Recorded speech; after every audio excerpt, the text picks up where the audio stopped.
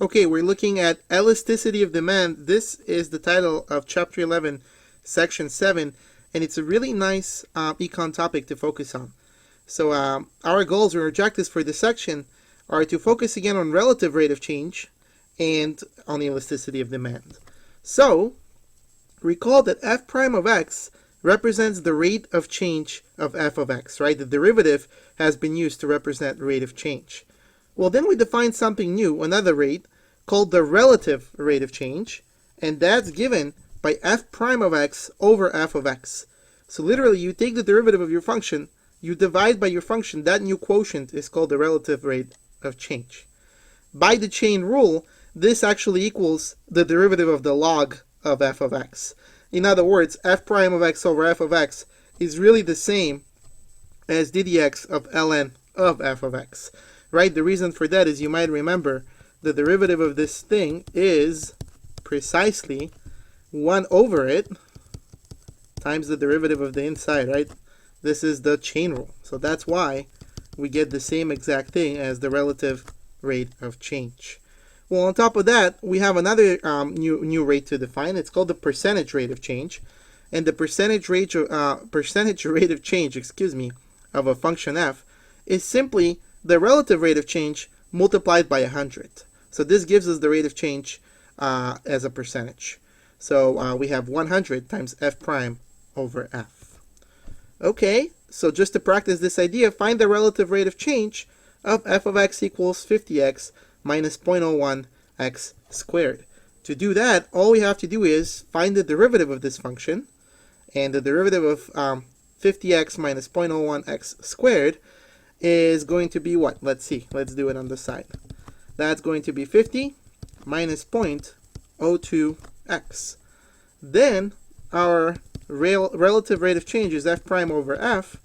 That's given by 50 minus 0.02x divided by the function itself, 50x minus 0.01x squared. And that's our final answer. Alternatively, notice the solution in red here is to take the derivative of ln of 50x minus 0.01x squared. Why? Because once again, this quotient, this rate, is the same as ln of f of x, derivative of that. Okay, and you still get the same exact answer. Alright, how about this example? A model for the real GDP, that stands for gross domestic product, expressed in billions of $96. That's the dollars in 1996.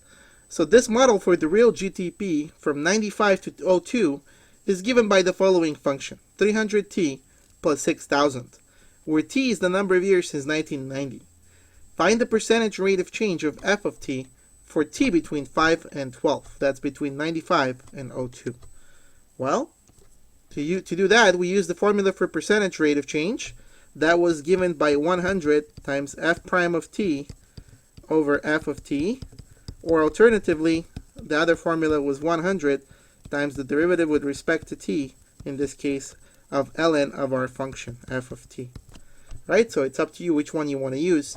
In red here, we did 100 times d, this should be a t here, d dt of ln of our function. And as you could see, when you take the derivative of 300t plus 6,000, you end up with, let's see, with what? Well, the derivative of that is just 300. So we have 30,000, when you multiply by 100, you get 30,000, divided by 300t plus 6,000. Or 100 over t plus 20. You could divide all three of these coefficients by 300. Thus, the percentage rate of change in 95 is 4%.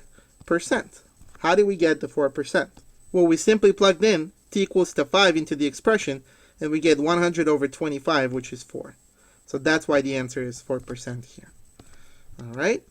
Now, elasticity of demand, which is the main topic of this section, describes how a change in the price of a product affects the demand for that product. Very important topic in business. So assume that f of p describes the demand at price p. Then we could define elasticity of demand to be the negative of the relative rate of change in demand over the relative rate of change in price.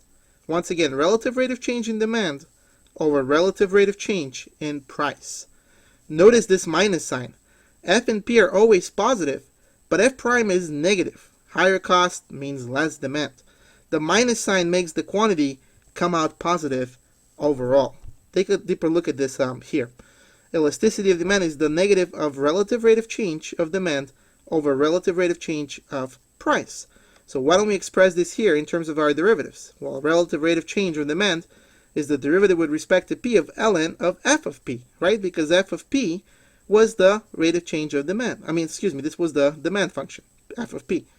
So when we do this, we end up with the quotient f prime of P over f of P. Likewise, relative rate of change of price is simply dp of ln of P. Well, that just gives us 1 over P. So what do we end up with here? We end up with f prime of P over f of P all over 1 over P with a negative sign attached to this new quotient. So simplifying gives us negative P of f prime of P over f P. So that's how we end up with that formula. Given a price demand equation, x equals f of P, that is, we can sell amount x of product at price P, the elasticity of demand is always given by this formula. E of P is negative P times f prime of P all over f of P. Remember this formula. This is one of the formulas that you're responsible for knowing. Elasticity is interpreted in 3 different ways. A product could either be inelastic, that's when elasticity is less than 1. That's when the demand is not sensitive to changes in price. In other words, a change in price produces a small change in demand. Or elasticity could be elastic. That's when elasticity of demand is bigger than 1.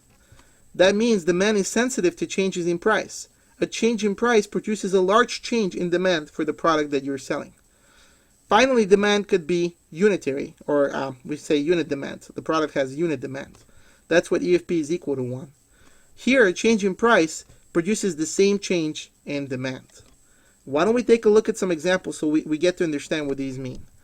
Find the price demand function, for the price demand function, x equals f of P equals 1875 minus P squared.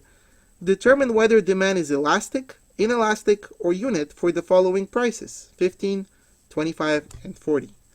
So, all we have to do is use our formula here and calculate some derivatives first to simplify matters, and finally plug in for the different values of P.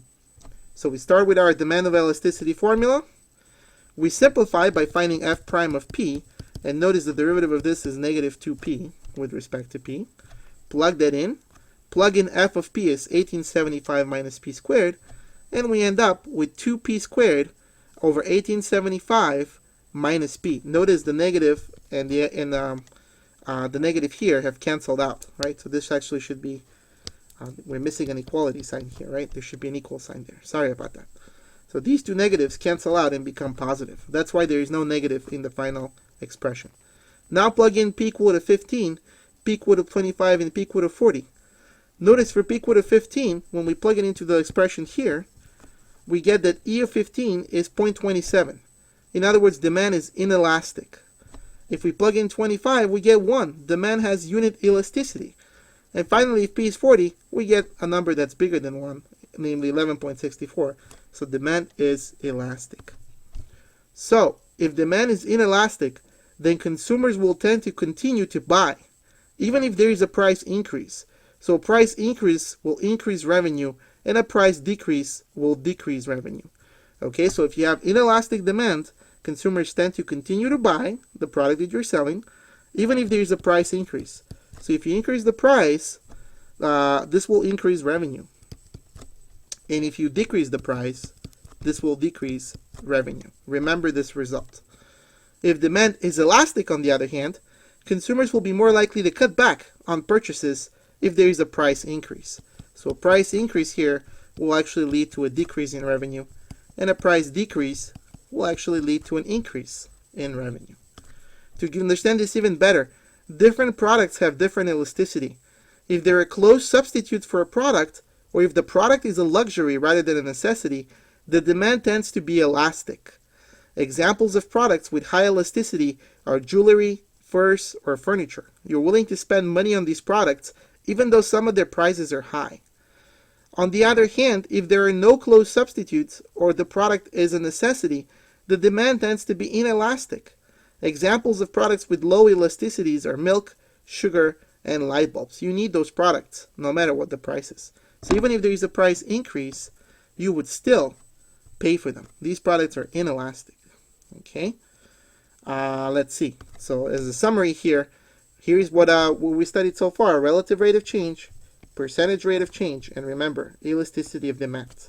So review this slide. Pause the video to review the slide. But it's also important for you to remember how to interpret different elasticity. So pay close attention to that section in the textbook.